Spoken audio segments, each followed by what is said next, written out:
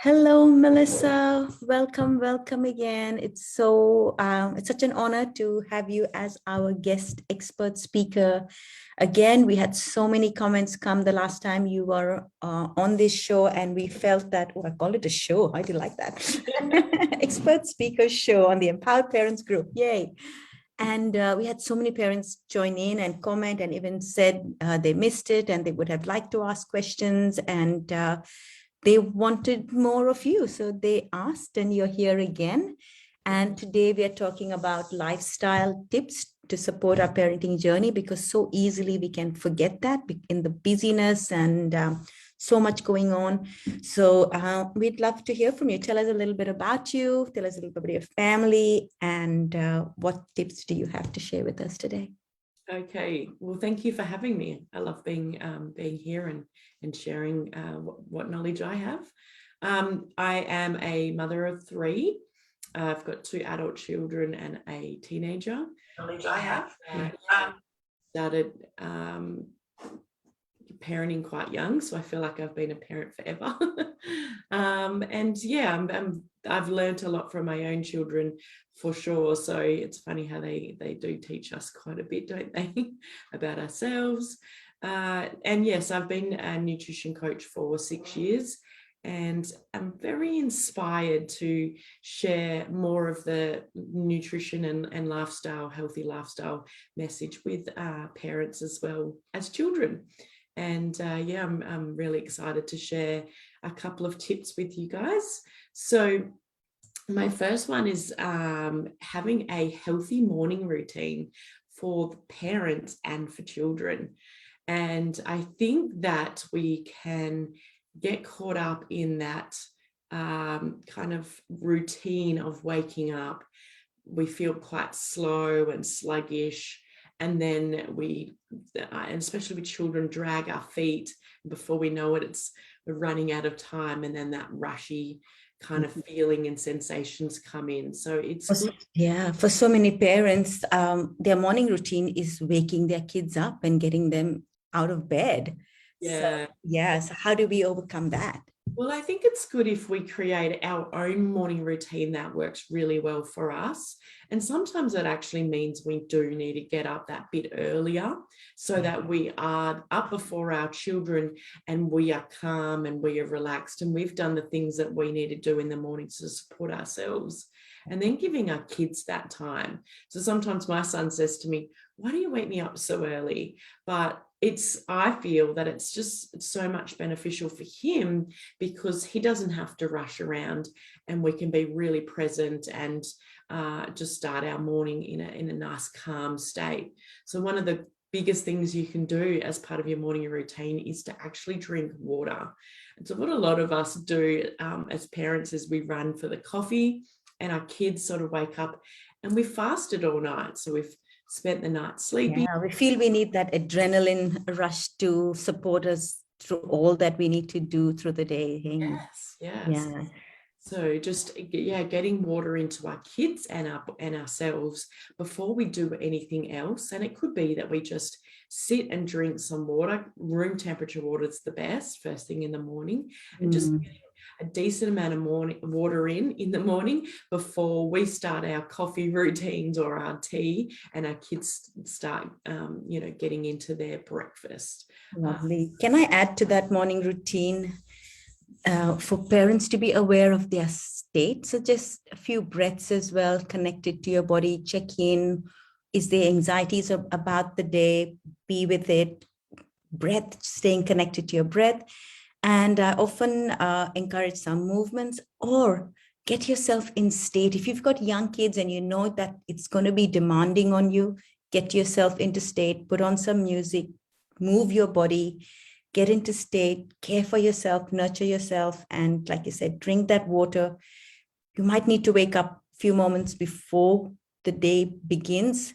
But I just wanted to add that this is what I love for my parents to do, is connect, tune in.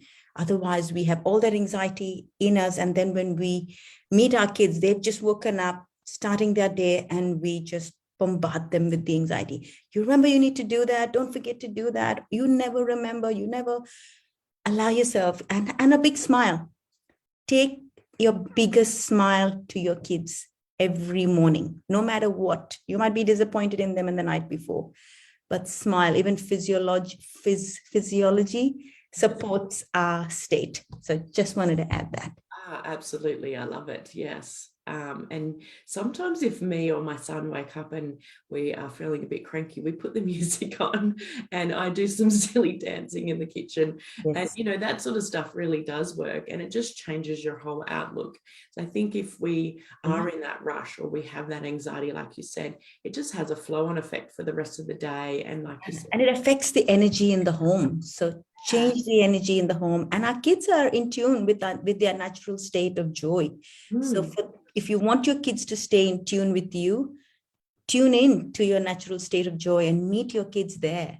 Yes, absolutely. Yeah. So the next tip that I have is introducing a new vegetable each week. So one new vegetable each week. And this is how I made my biggest changes in my house. So obviously we made these over 10 years ago. So my other kids were, I was still able to guide them a bit more than now that they're adults, it's a bit different. So what we did was we introduced one vegetable and we went to the supermarket together and they picked one. So they all had to agree on one or they took turns and we would bring the vegetable home and they would be part of at least the first time we ate it. So we would try it raw. And then we would look at recipes together and we would try different ways of cooking it. So whether it was in the oven or under the grill or on the barbecue. Love that, Melissa. And is there something that stands out as a vegetable that you were surprised at how good this was? Well, yes, my boys eat bags and bags of raw spinach, baby spinach. They love it and they will just literally pick up handfuls of it and just munch on it. So good for you. Yeah. At any time. And so they eat it every day. Yeah. And I think that a lot of that is because they got that choice. They felt empowered to, that it was their decision. I wasn't making them. That's a brilliant idea. They decided that the way they wanted to eat it was raw and then they really enjoyed it. And so now they will go and pull, there's a glass jar in the fridge with all the spinach leaves in there and they will grab handfuls and chew on it. And when other kids come over for dinner and see them with this big plate of spinach and they're munching into it, they're like looking at them like, yeah, so much goodness in our green foods. Yeah, and I think if you have fussy eaters and they can have anxiety and can be quite moody around meal times, I think it's all that pressure. So giving them that a little bit of control to choose a vegetable to feel like they're part of that process. I like that. Yes. Then they decide how they want to eat it. Is it cooked? Is it raw? Is it grilled? And then if there's something they don't like, doesn't mean they're not going to like it again. You just try it again later. And usually they come back to it. But I find that when they have that decision-making process, when they have the decision-making process, they kind of start to get a connection with that food. So what I mean by that is they start to realize when they need that food. And so one of my children is 21 and on a Monday, he's spent the weekend out with his friends, playing footy, being very active, doing all the things a 21-year-old male, you can imagine, does. And he craves spinach.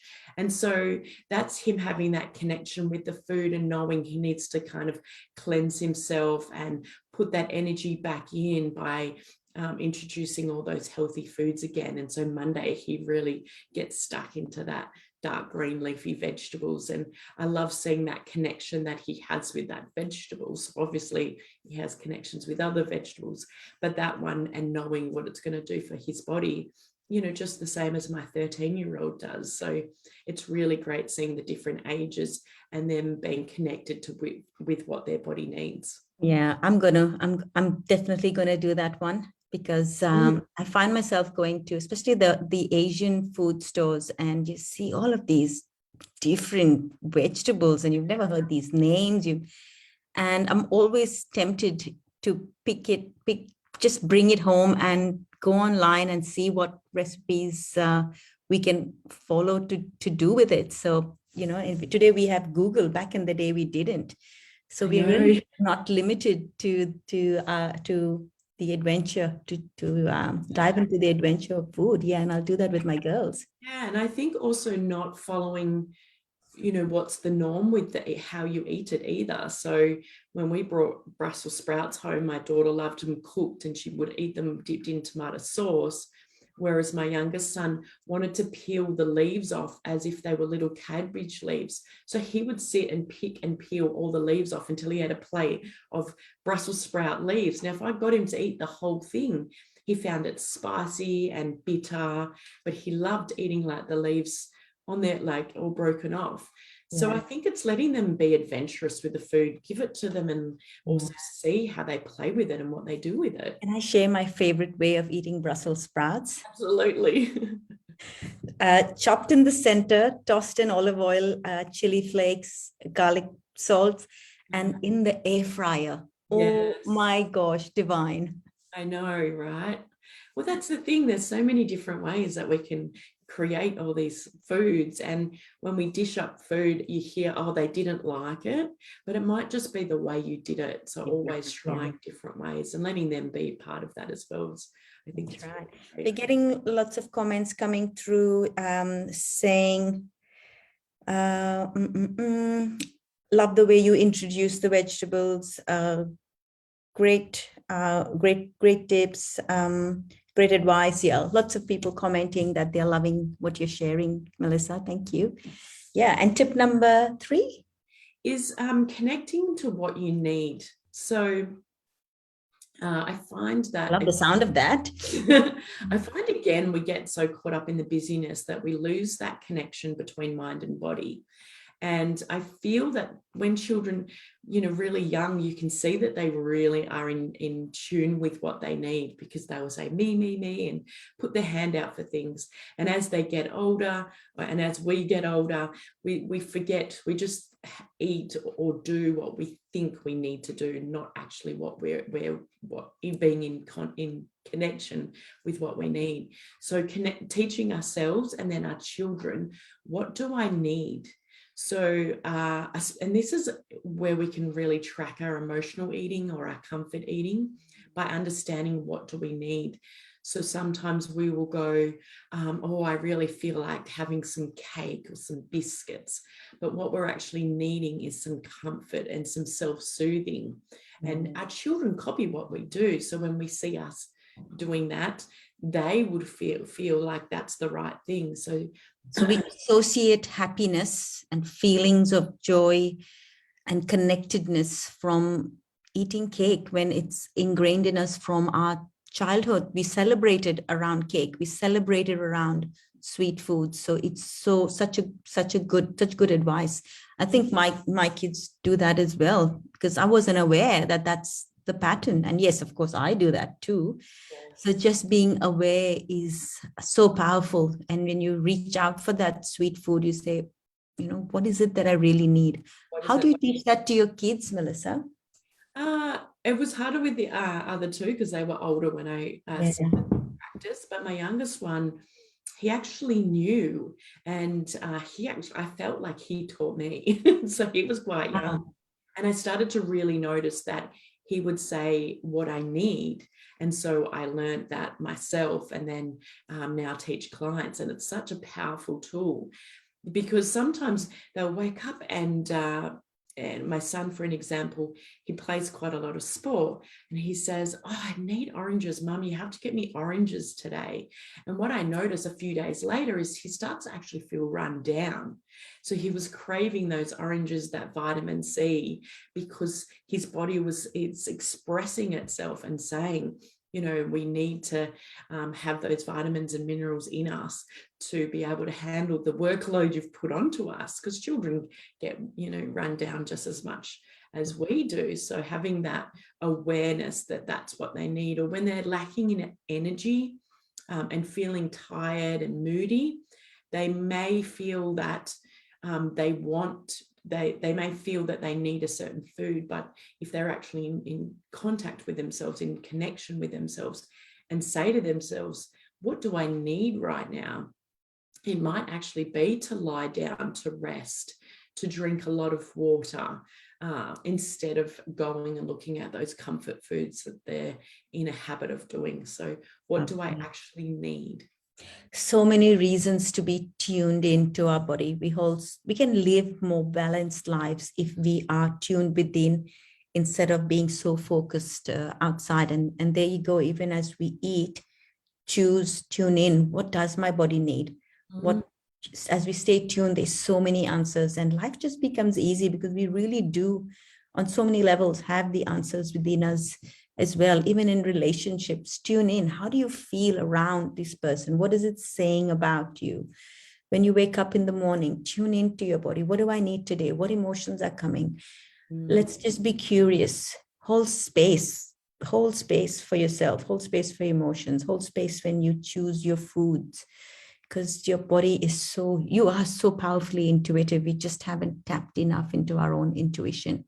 Yeah, exactly, Yolanda. Yes, and I think that's the point is that that you've made there is it makes us connect with our emotions, and when we do it when we learn that really important tool as children, we are more likely to address that emotion rather than looking for a distraction through food, which can turn into a bit of an issue that we have to deal with as an adult that can kind of snowball as well. Yeah. Right. Thank you so much, Melissa. I really appreciate you joining us again today and sharing your 3 tips. Do you want to just sum up your 3 tips quickly for us? So it was the morning routine, creating a morning routine that works really well for us, parents, and that works really well for our children. What do they need when they wake up in the morning so that they don't feel rushed and they can take that time? And the second, and drinking water in that morning routine. Yes. The second thing is introducing a new vegetable every week, and letting the children your kids choose what vegetable that is and different ways that you can cook it. So I think that's really, exciting when they get to choose different recipes or just how they're going to present it and eat it. And the third tip was, what was the third tip? Oh, what do I need? Ask your body. Yeah. What do I need? Teaching yourself that and teaching your kids that as well. So we do that to each other. My son and I put a hand on each other's heart. Mom, what do you need? If you can see me behaving a certain way, and I can do that to him. What do you need today? Or what do you need when I can see those things that are popping up? Brilliant. Thank you so much. Such a pleasure to have you on our group today, Melissa. And to all the parents watching, put in the comment section, put an emoji of your favorite fruit or your favorite vegetable. Share it with us so we can see where you're at. And if you loved what Melissa said, shared with us today, her 3 tips, tell us which one of those tips is your top tip that you are going to implement. MIA, massive immediate action. Get in there. Don't say I'll do it one day. It's nice to know.